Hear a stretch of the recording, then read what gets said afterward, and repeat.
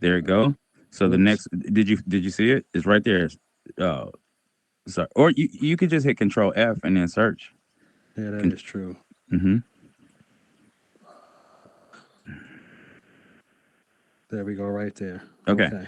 there you go. So now it's that. So you see in the middle column the lowercase connected by an underscore text. You could just hover over and hit the copy if you want it. That's reception revenue.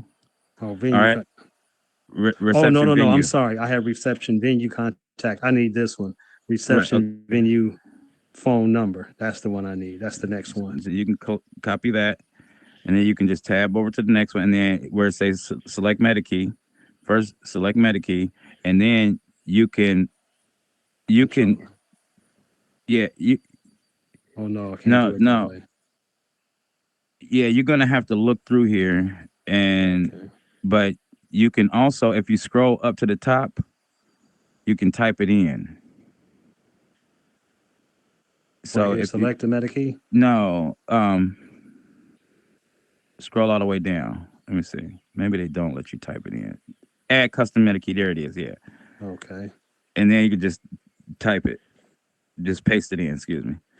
It'll match. It'll map it out. It'll match it because it's the same. And then you Okay. can just select the field, and you match that with the field that is collecting the data from.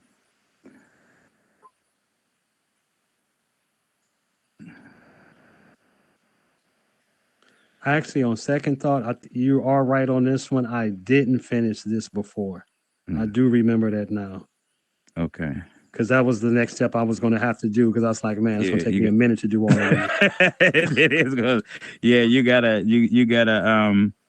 Reception venue phone Now number. I could. It's okay because I want to go back through Trying them to because I think. may want to change or update some. So it's all Yeah, good. It's not a problem. and